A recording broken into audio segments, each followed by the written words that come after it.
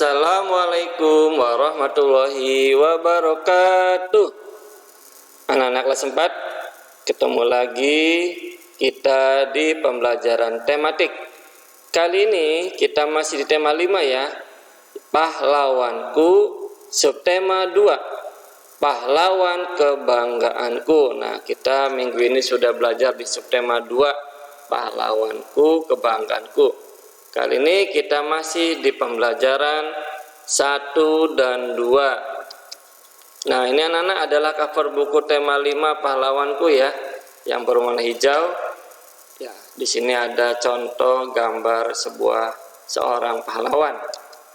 Tujuan pembelajaran kita kali ini adalah yang pertama, siswa dapat mengidentifikasi peninggalan sejarah masa Hindu, Buddha, dan Islam serta pengaruhnya bagi masyarakat sekitar. Yang kedua, siswa dapat menyampaikan laporan percobaan tentang cahaya dan cermin. Yang ketiga, siswa dapat mendiskusikan makna sila kelima dari Pancasila. Yang terakhir, siswa dapat menganalisis masalah dan menghubungkannya dengan sila kelima Pancasila. Nah, anak-anak, itu adalah tujuan pembelajaran kita kali ini yang nanti akan dipelajari anak-anak ya. Mari kita ke pembelajaran pertama. Subtema 2, pahlawanku kebanggaanku. Nah, kita masih di pembelajaran 1 anak-anak ya. Ketika masa kerajaan Hindu-Buddha mulai melemah, masuklah agama Islam di wilayah Indonesia. Siapakah yang mempunyai peranan penting di masa kerajaan Islam? Nah, ayo kita cari tahu ya. Ya, ternyata anak-anak, selain di masa kerajaan Hindu dan Buddha, lalu masuklah kerajaan atau pahlawan-pahlawan yang beragama Islam. Nah, Beni ingin mengetahui lebih lanjut tentang perjuangan setelah masa kerajaan Hindu-Buddha. Bersama Beni, mari kita cari tahu lebih lanjut perjuangan tersebut. Pahlawan-pahlawan siapa sajakah yang telah dengan gigih dan berani dalam memperjuangkan kerajaan Islam? Nah, ayo membaca. Yang pertama, kita di sini ada teks bacaan tentang Sultan Hasanuddin. Sultan Hasanuddin ialah raja dari kerajaan Islam Goa Talo di Makassar, Sulawesi Selatan. Oleh Belanda, nah Belanda ini adalah penjajah anak-anak ya pada saat itu. Oleh Belanda, ia dijuluki ayam jantan dari timur. Dijuluki apa anak-anak? Ayam jantan dari timur. Karena kegigihannya dan keberaniannya melawan penjajahan Belanda. Ia membela kepentingan kerajaannya dan kepentingan rakyatnya dengan gigih. Ia berusaha menegakkan kedaulatan dan memperluas wilayah kerajaan. Ia berhadapan dengan Arupalaka, Raja Bone yang dibantu oleh Belanda. Ternyata ada juga anak-anak ya, ini masih saudara dari Sultan Hasanuddin, yaitu Arupalaka. Dia adalah Raja Bone. Ternyata dia telah bersekutu ya, dengan bersekutu atau dibantu oleh Belanda. Sultan Hasanuddin dikenal arif dan bijaksana. Beliau merasa sedih karena harus bertempur melawan keluarga sendiri. Arupalaka Latenri Tata Taerum sudah seperti saudara kandung sendiri bagi Sultan Hasanuddin. Lalu Sultan Hasanuddin mempertimbangkan bahwa pertumpahan darah di kalangan orang Makassar dan Bugis harus segera dihentikan. Sultan Hasanuddin berusaha menggabungkan kekuatan kerajaan-kerajaan kecil di sekitar kerajaannya untuk melawan penjajahan Belanda.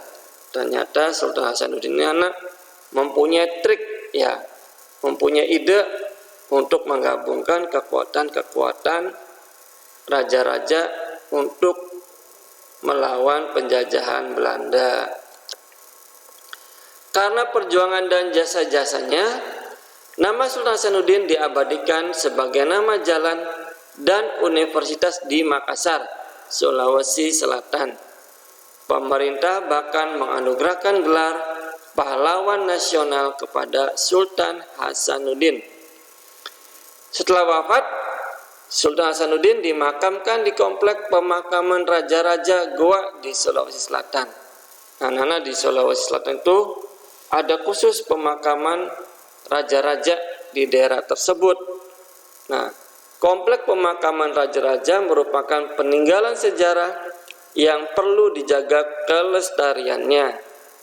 Kompleks pemakaman ini pun dijadikan objek pembelajaran sejarah bagi bangsa Indonesia.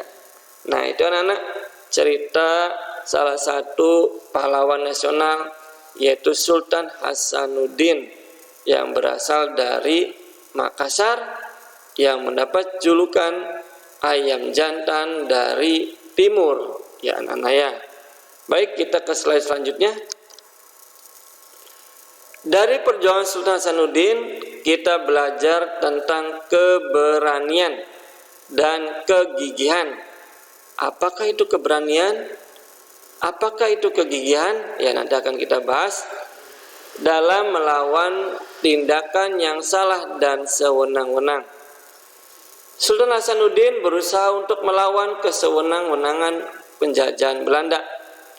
Perjuangan beliau layak diteladani dan diberi penghargaan. Berbagai peninggalan Sultan Hasanuddin juga perlu terus dilestarikan sebagai pelajaran bagi generasi berikutnya, termasuk generasi kalian anak-anak ya. Bangsa yang besar adalah bangsa yang menghargai jasa para pahlawannya. Bagaimana kamu sebagai pelajar, sebagai siswa kelas 4 menghargai jasa para pahlawan? Ya, bagaimana caranya? Jelaskan jawabanmu. Nah, di sini akan kita kupas apakah keberanian itu. Ya, keberanian adalah suatu sikap untuk berbuat sesuatu dengan tidak terlalu merisaukan segala risikonya. Jadi berani anak-anak, berani dalam melawan penjajah, dalam melawan perampok, ya. Lalu dia tidak merisaukan risikonya bagaimana nih? Apa risikonya harta, benda atau nyawa? Itu tidak terlalu diperhitungkan. Itu namanya berani. Ya, anak maju. Lalu apa kegigihan? Kegigihan adalah keteguhan dalam berjuang dan berpendapat. Gigih, maju terus pantang mundur, itu adalah kegigihan. Biar anak kita lanjut ke slide berikutnya. Ya, ayo membaca. Setelah pulang sekolah, Beni menceritakan kepada kakeknya kisah perjuangan Sultan Hasanuddin. Beni bertanya kepada kakeknya, bagaimana cara orang zaman dahulu berkomunikasi ketika berperang? Bagaimanakah caranya agar mereka dapat mengalahkan musuh-musuhnya? Ya, tentunya ada cara-cara anak-anak ya. Ada cara-cara tersendiri. Nah, lihat kita, Beni sangat tertarik dengan cerita kakek tentang penggunaan cahaya sebagai alat komunikasi. Karena zaman dahulu berkomunikasi itu menggunakan cahaya, ya, atau lampu senter. Kakek mencoba menggambarkan proses berkomunikasi menggunakan cahaya atau cermin. Arah berkas cahaya berkaitan dengan posisi cermin dan sumber cahaya. Nah, ternyata cahaya yang kita sampaikan itu ternyata mempengaruhi posisi, ya. Cermin juga mempengaruhi posisinya. Amati gambar di samping. Ya, lihat anak-anak, ada beberapa siswa yang sedang mencoba tentang penggunaan cahaya, ya.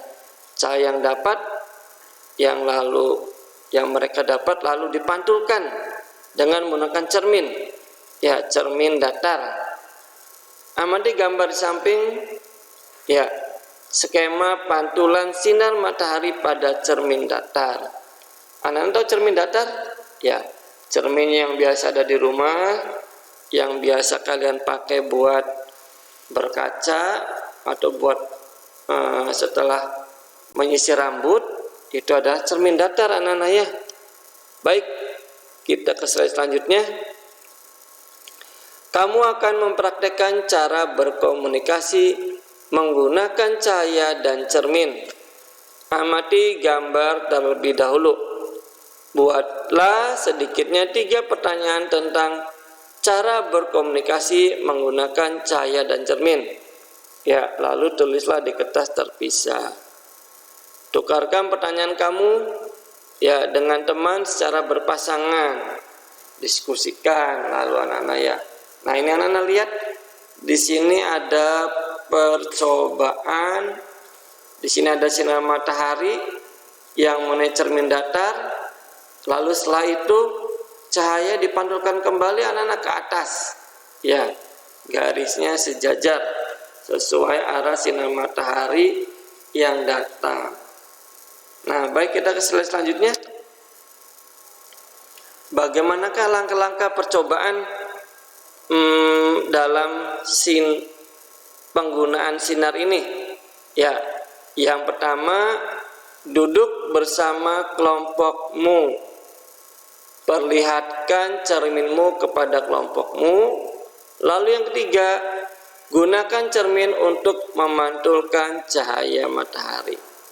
Diskusikan kode yang disepakati untuk berkomunikasi beserta artinya. Kode ini tentu bermacam-macam anak-anak, ya, tergantung kesepakatan dari setiap kelompok, ya. Misalnya ketika cahaya dipantulkan menggunakan cermin dan digerakkan melingkar sebanyak 3 kali, itu berarti seluruh anggota kelompok berkumpul di tengah halaman sekolah. Nah, itu hanya contoh kode anak-anak. Bisa jadi kode setiap kelompokmu berbeda, ya.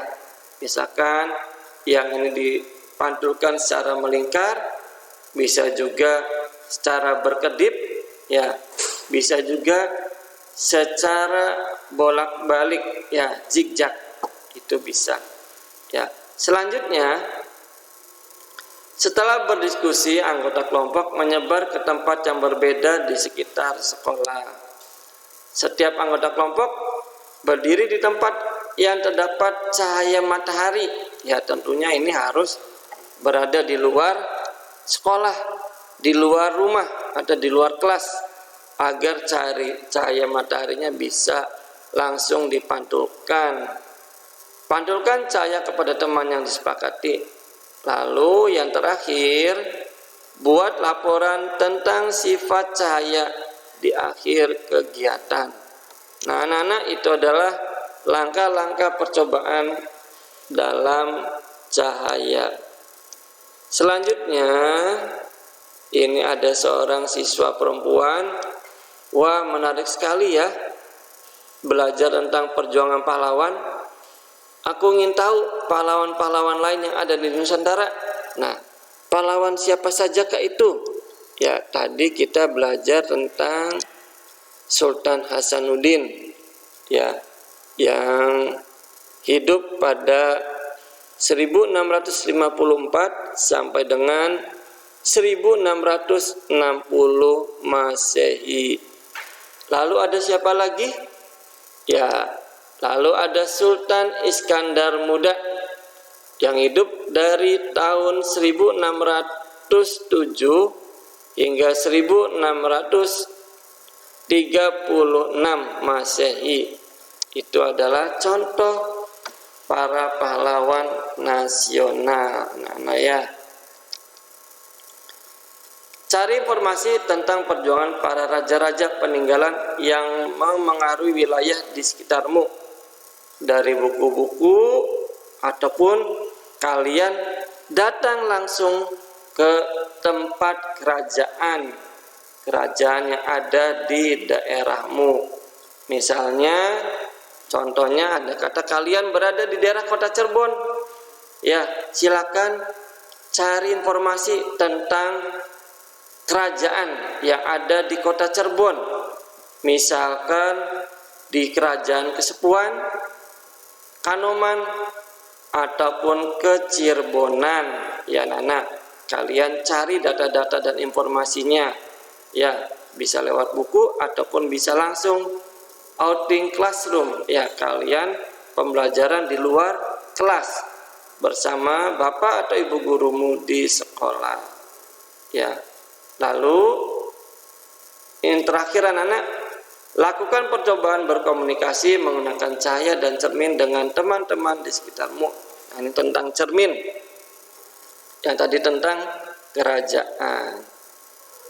Nah, anak-anak, kita sekarang masuk ke penilaian pembelajaran pertama.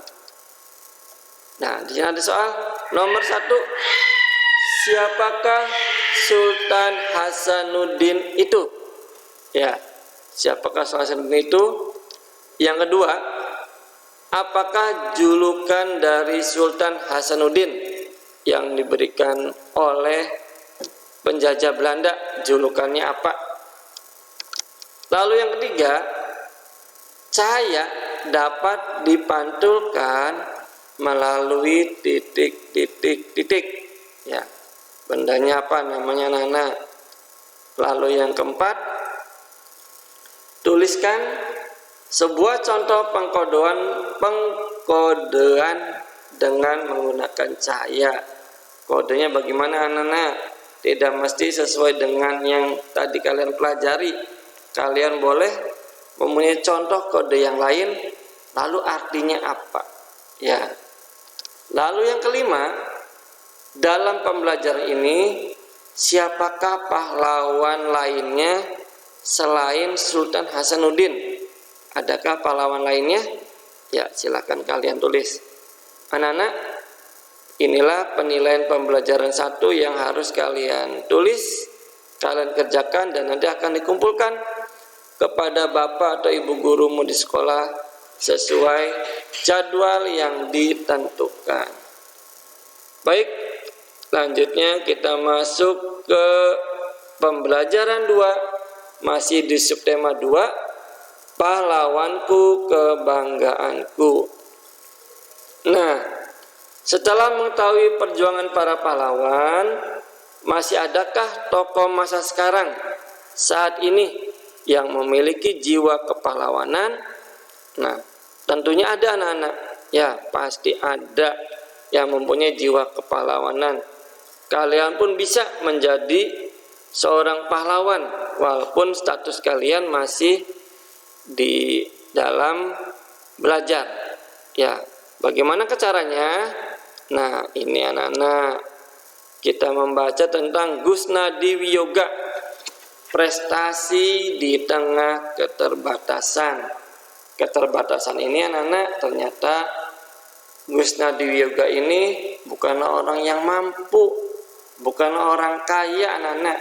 Dia keterbatasan, tetapi dia bisa dan mampu menunjukkan kemampuannya dalam prestasi. Ya, kita baca anak-anak.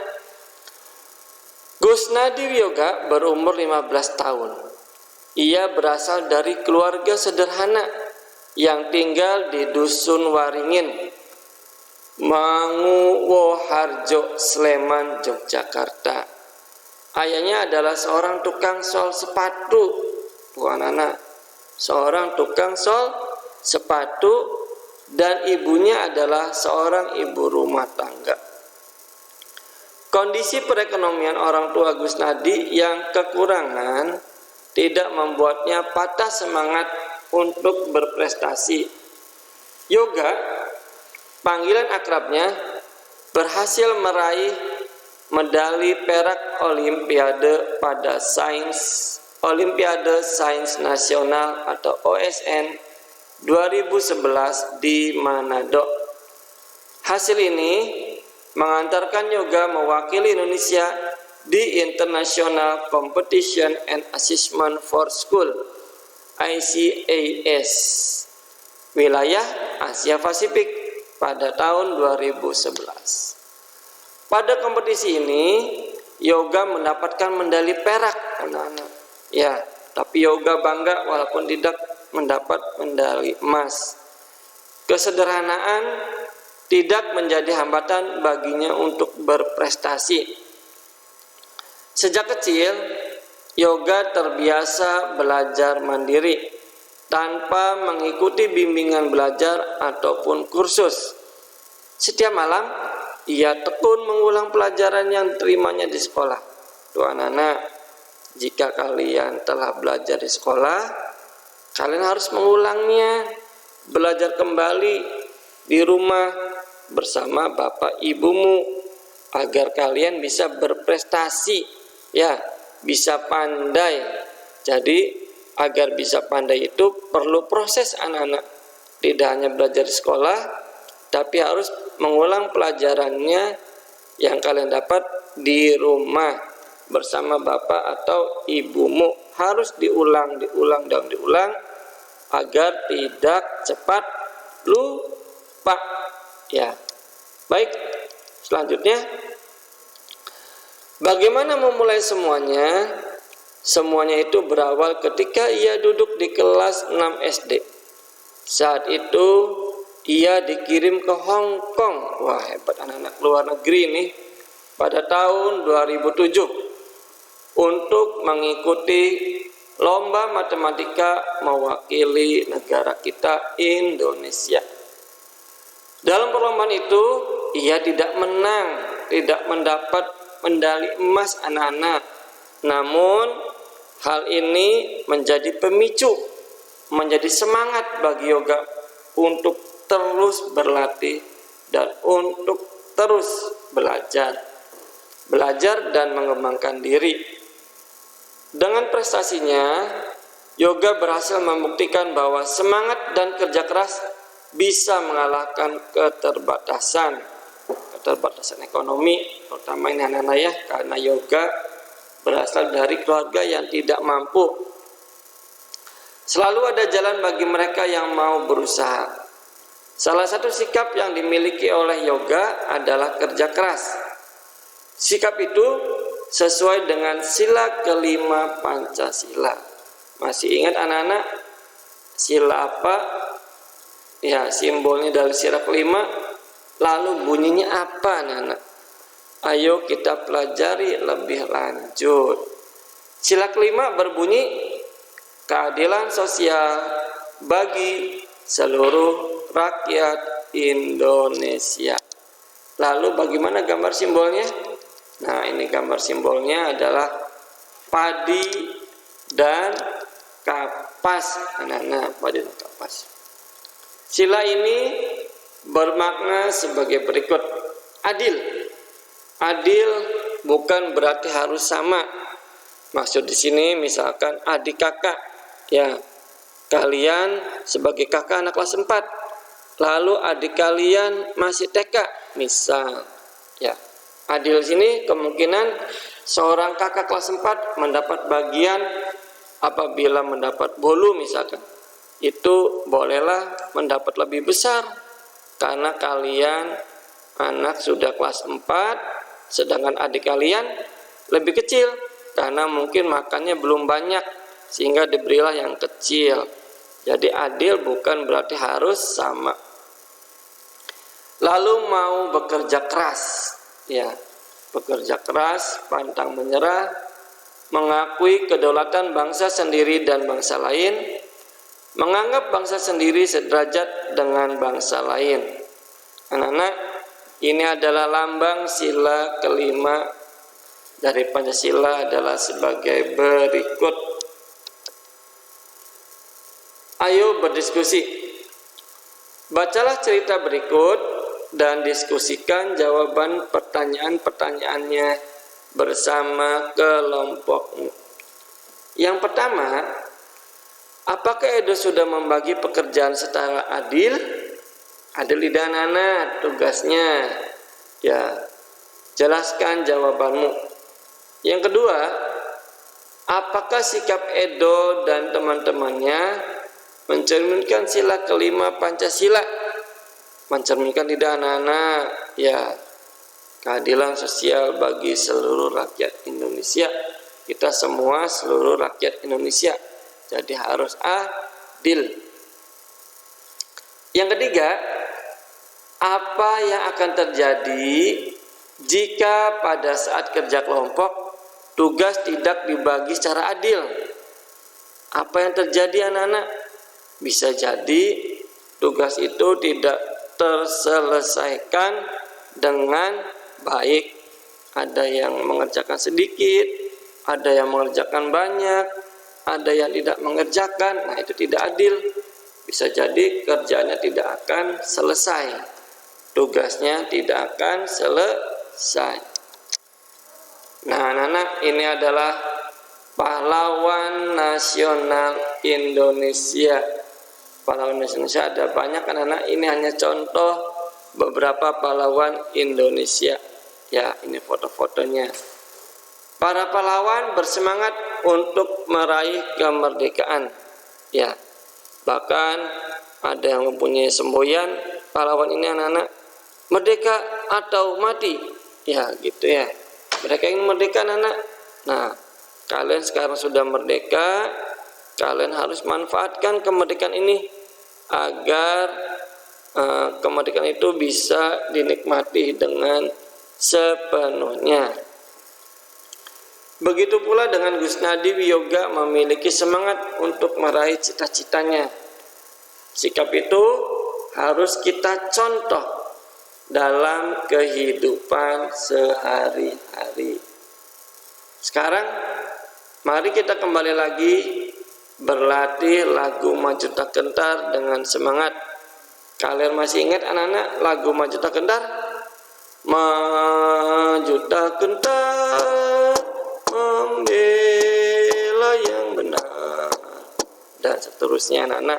Lagu ini ciptaan C. Simanjuntak yang telah kalian pelajari pada pembelajaran sebelumnya.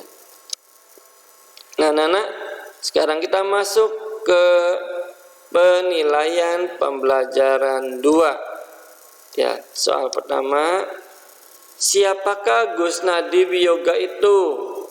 Siapakah dia? Pahlawan nasional atau bukan? Yang kedua, prestasi apakah yang telah diraih Gusnadi Wiyoga? Ya, dia membuat atau menoreh prestasi buat negara Indonesia. Prestasi apa saja? Lalu yang ketiga, apakah semangat dan kerja keras yang dilakukan Gusnadi Wiyoga mencerminkan sikap seorang pahlawan? Apakah mencerminkan sikap pahlawan? Kerja kerasnya? Ya, silakan kalian jawab. Lalu yang keempat, apakah bunyi sila kelima Pancasila? Lalu apakah simbolnya atau gambarnya? Lalu yang kelima, tuliskan 3 makna sila keadilan sosial bagi seluruh rakyat Indonesia. 3 makna, maknanya apa saja? Nah, kalau sudah anak, nanti kalian harus mengerjakannya, harus menulisnya, sebab nanti buku kalian akan dikumpulkan kepada bapak atau ibu guru di sekolah sesuai jadwal yang ditentukan. Baik anak, pembelajaran tema 5 subtema 2 pahlawanku kebanggaanku, pembelajaran 1 dan 2 telah selesai. Mari kita ucapkan sama-sama alhamdulillahirabbil alamin. Wassalamualaikum warahmatullahi wabarakatuh.